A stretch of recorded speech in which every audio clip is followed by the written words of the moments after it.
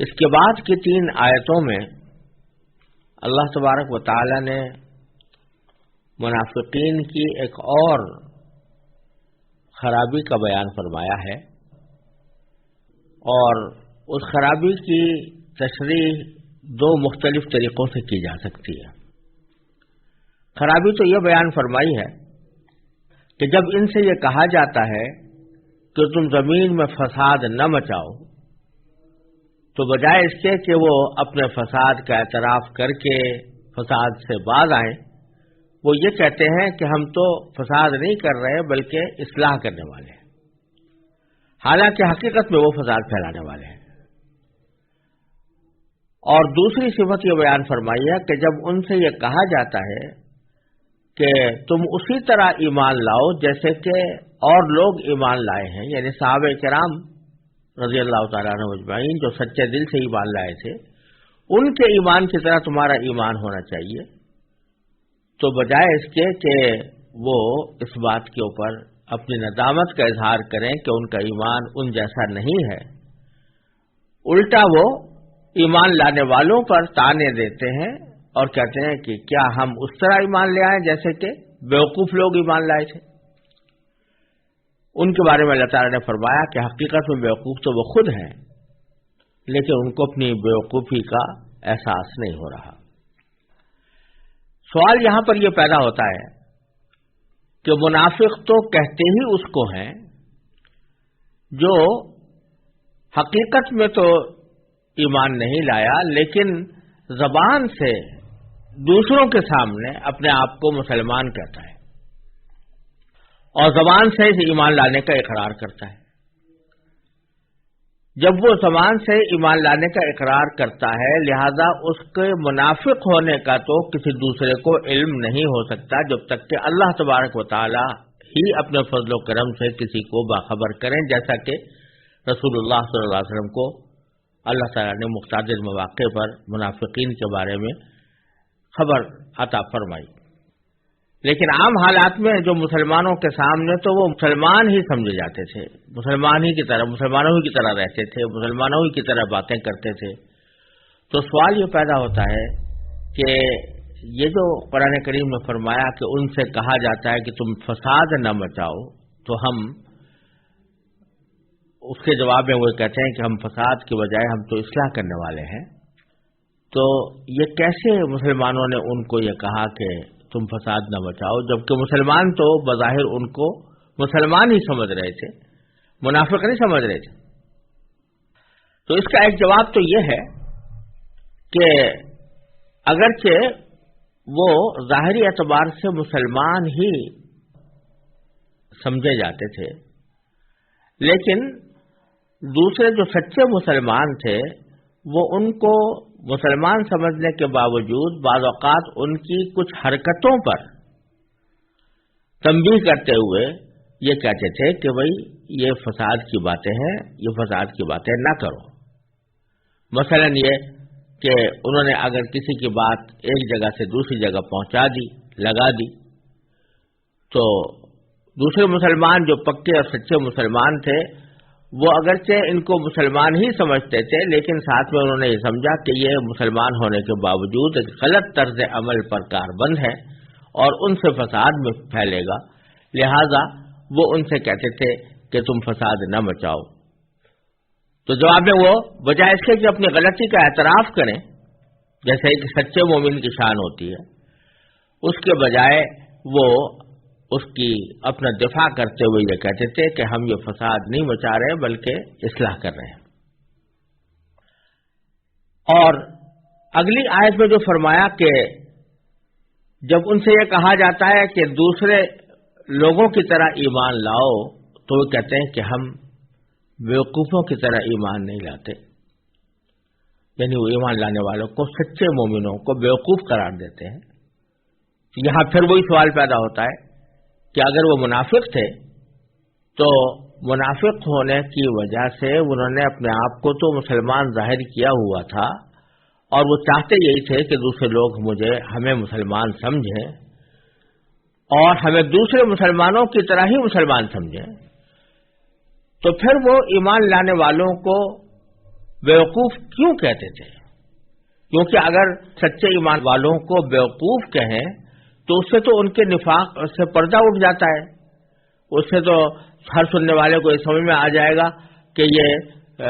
منافق ہیں، کیونکہ اچھے اور سچے مسلمانوں کو بیوقوف قرار دے رہے ہیں۔ تو پھر وہ یہ کیوں کہتے تھے کہ ہم بیوقوفوں کی طرح ایمان نہیں لائیں گے؟ اس کا بھی ایک جواب تو یہ ہے کہ بعض مفسرین نے یہ فرمایا کہ در حقیقت سچے مسلمانوں کی بھی دو قسمیں تھیں۔ ایک سچے مسلمان تو وہ تھے جو ذرا با اثر تھے، ان کا زور چلتا تھا اور وہ بڑے صاحب منصب تھے، اور ایسے لوگ تھے کہ ان کے سامنے ان کو خوشامد کیے بغیر کوئی اور چارہ نہیں تھا ان کے ساتھ جب بھی گفتگو کرتے تو خوشامدانہ انداز اختیار کرتے تھے تاکہ ان کے نفاق پر پردہ پڑا رہے۔ لیکن کچھ مسلمان ایسے تھے جو ویسے تو سچے اور پکے مسلمان تھے، لیکن دنیاوی اعتبار سے وہ ذرا کم رتبہ تھے، یا ایسے قبیلے سے تعلق رکھتے تھے، یا دیہاتی تھے، یا ایسے حضرات تھے کہ جو زیادہ با اثر نہیں تھے، تو ان کے سامنے یہ بات کہتے تھے۔ یعنی وہ بیچارے جو دیہاتی قسم کے کم اثر رکھنے والے مسلمان جب ان سے یہ کہتے اگرچہ تم ایمان تو لائے ہو، لیکن تمہارے ایمان کے لانے کے بعد تمہارا جو مجموعی طرز عمل ہے وہ مجموعی طرز عمل ان جیسے مسلمانوں کا نہیں ہے جو حقیقت میں اسلام لائے ہیں اور جن کی زندگی کا ایک ایک کام وہ اس بات کی گواہی دیتا ہے کہ وہ سچے مسلمان ہیں، یعنی صحابہ کرام۔ تو تم بھی ویسے ایمان رکھو، ایمان زبان سے تو کہہ رہے ہو، لیکن اس ایمان کے کچھ تقاضے ہیں، اس کے اوپر عمل کرنے کا کوئی طریقہ ہے، وہ جس طرح اور لوگوں نے اختیار کیا ہے تو تم بھی ویسا ہی اختیار کرو۔ تو اس کے جواب میں وہ ان کے سامنے یہ کہہ دیتے تھے کہ ہم اس طرح ایمان لائیں جیسے بیوقوف لوگ ان کو بیوقوف قرار دیتے تھے، کیونکہ ان کو ان لوگوں سے کوئی خطرہ نہیں تھا کہ اگر ان کے اوپر ہمارے نفاق کا کوئی پردہ اٹھ گیا یا نفاق ہم ان کے سامنے آ گیا تو یہ ہمیں کوئی خاص نقصان پہنچا سکیں گے، اس واسطے ان کے سامنے اس قسم کا جملہ کہہ گزرتے تھے۔ ایک توجیہ اس کی بعض مفسرین نے یہ کی ہے، اور حضرت حکیم علامت مولانا تھانوی رحمۃ اللہ علیہ نے بھی بیان القرآن میں اسی کا ذکر فرمایا ہے۔ لیکن ایک توجیہ بعض دوسرے مفسرین نے ان دونوں آیتوں کے بارے میں یہ کی ہے کہ اس سے مراد وہ منافقین نہیں ہیں جو حقیقت میں تو ایمان نہیں لائے تھے لیکن زبان سے مکمل مومن ہونے کا اعلان کرتے تھے، وہ منافق مراد نہیں ہے، بلکہ اس سے مراد وہ لوگ ہیں جو یہ چاہتے تھے، یا تو دل سے چاہتے تھے یا کم از کم ظاہر یہ کرتے تھے کہ ہم یہ چاہتے ہیں کہ مسلمانوں اور یہودیوں کے درمیان کوئی سمجھوتا ایسا ہو جائے کہ مسلمان یہودیوں کو بھی مومن سمجھ لیں اور ان کے موجودہ دین پر رہنے کے باوجود ان کو مسلمان سمجھ لیں، نبی کریم سرور دو عالم صلی اللہ علیہ وسلم پر ایمان لانے کی شرط عائد نہ کریں اور ان کو مومن سمجھ لیں، اور یہودی مسلمانوں کو مومن سمجھے اور دونوں اپنے اپنے مذہب پر رہتے ہوئے ایک دوسرے کو برحق سمجھ لیں۔ یہ ان کے دماغ میں ایک منصوبہ تھا، یہ دماغ میں ایک تجویز تھی جس کی وجہ سے وہ یہ چاہتے تھے کہ مسلمانوں اور یہودیوں کے درمیان کوئی سمجھوتا دینی اعتبار کا ہو جائے، دینی قسم کا ہو جائے۔ یوں تو نبی کریم سرور دو عالم صلی اللہ علیہ وسلم یہودیوں سے سمجھوتا کیا تھا، اور وہ سمجھوتا امن و امان کی حد تک تھا، باہمی زندگی گزارنے کی حد تک تھا، معاشرت کی حد تک تھا، یعنی مدینہ منورہ کی ریاست میں ان کو بھی پرامن طریقے پر رہنے کی اجازت ہوگی ان کے ساتھ کس طرح کے معاملات کیے جائیں گے، یہ معاہدہ تو تھا، لیکن بعض یہودی یہ چاہتے تھے کہ رسول کریم سرور عالم صلی اللہ علیہ وسلم کے ساتھ اس طرح کا معاہدہ ہو جائے کہ وہ ہمارے دین کو بھی باطل قرار نہ دیں اور ہم ان کے دین کو باطل قرار نہ دیں، اس طرح کا سمجھوتا ہو جائے۔ اس سمجھوتے کو وہ اصلاح کرنے کا ذریعہ قرار دیتے تھے، اور اس کا کچھ اشارہ دوسری جگہ بھی قرآن کریم میں آیا ہے کہ وہاں پر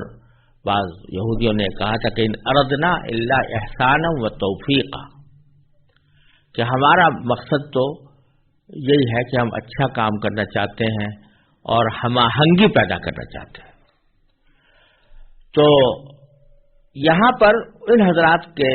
قول کے مطابق ایسے منافقین کا ذکر ہے، اس کو بھی منافقین کے زمرے میں شامل کیا ہے اللہ تعالیٰ نے، کیونکہ حق اور باطل کے درمیان سمجھوتا نہیں ہوا کرتا۔ حق اور باطل دو مختلف چیزیں ہیں، دونوں میں کبھی ملاپ نہیں ہو سکتا، لہذا اگر کوئی شخص حق اور باطل کو ملانا چاہے اور ان میں کوئی ہم آہنگی پیدا کرنا چاہے تو وہ بھی منافق ہی کی ایک قسم ہے۔ اس لحاظ سے ان دونوں آیتوں کو اگر اس پس منظر میں پڑھا جائے تو اس کے معنی یہ ہوں گے کہ جب ان سے کہا جاتا ہے کہ بھائی تم یہ جو بات کر رہے ہو کہ یہودی مذہب بھی درست اور اسلام کا مذہب بھی درست، تو یہ تو فساد پھیلانے والی بات ہے۔ تو جب ان سے کہا جاتا ہے کہ زمین میں فساد مت بچاؤ، تو اس کے جواب میں وہ کہتے ہیں کہ نہیں، ہم تو اصلاح کر رہے ہیں، ہم تو دونوں مذہبوں کے درمیان ہم آہنگی پیدا کر کے ایک اصلاح کرنا چاہتے ہیں۔ اور ایسے لوگوں سے جب کہا جاتا ہے کہ بھائی جب تم اپنے آپ کو کہہ رہے ہو کہ یہودی ہونے کے باوجود تم مومن ہو، تو پھر جب مومن ہو تو ایمان اس طرح لاؤ جیسے کہ اور لوگ لائے ہیں، یعنی صحابہ کرام، کہ اور سارے مذاہب سے، سارے ادیان سے، سارے عقیدوں سے دستبردار ہو کر وہ خالص اسلام کے اندر داخل ہو گئے، اس طرح تم بھی داخل ہو جاؤ۔ تو جواب میں وہ یہ کہتے تھے کہ کیا ہم اس طرح ایمان لائیں جیسے یہ بیوقوف لوگ لائے ہیں؟ یعنی وہ تو اپنے آپ کو بڑا مفکر اعظم سمجھتے تھے کہ ہم جو فلسفہ پیش کر رہے ہیں، ہم جو نظریہ پیش کر رہے ہیں وہ اصلاح والا نظریہ ہے، اور اس میں ادیان کی وحدت کا ایک تصور پیدا ہوتا ہے، تو وہ اعلیٰ درجے کا معاملہ ہے۔ اور یہ لوگ جو ہے انہوں نے اپنے آپ کو محدود کر لیا ہے صرف اسلام کی حقانیت کے اندر۔ کیا ہم اس طرح ایمان لائیں جیسے کہ یہ بیوقوف ایمان لائے ہیں؟ یہ اس گروہ کا تذکرہ ہے، اور اس کے جواب میں اللہ تبارک و تعالی نے دونوں موقع پر یہ فرمایا کہ یہ جو کہہ رہے ہیں کہ ہم فساد نہیں مچا رہے بلکہ اصلاح کر رہے ہیں، یہ بھی غلط۔ حقیقت میں فساد وہی مچا رہے ہیں، ولکن لا یشعرون، ان کو اپنے اس فساد کا احساس نہیں ہے۔ اور دوسری آیت میں بھی انہوں نے سچے ایمان والوں کو بیوقوف قرار دیا، تو بیوقوف قرار دینے کے جواب میں اللہ تعالی نے فرمایا کہ حقیقت میں بیوقوف وہ ہے خود۔ انہوں نے اپنے تئیں یہ سمجھا ہوا ہے کہ ہم ایک بڑا شاندار نظریہ لے کر آ رہے ہیں، اور ایک ایسا نظریہ لے کر آ رہے ہیں جس کے ذریعے یہ دین جو ہے آپس میں اس طرح مل جائیں گے اور ان کے درمیان ہم آہنگی پیدا ہوگی اور اس طرح اصلاح ہوگی۔ لیکن اللہ تعالیٰ فرماتے ہیں کہ جو شخص حق اور باطل کے درمیان سمجھوتا کرنے کی کوشش کرے، اس قسم کا سمجھوتا کہ حق کو بھی حق سمجھا جائے اور باطل کو بھی حق سمجھا جائے، تو ایسا سمجھوتا یہ کوئی عقل مندی نہیں ہے، یہ کوئی دانش مندی کا تقاضا نہیں ہے، حقیقت میں بیوقوفی یہی ہے۔ کوئی شخص یہ سمجھے کہ صاحب جھوٹ بولنے کو بھی صحیح سمجھو اور سچ بولنے کو بھی صحیح سمجھو،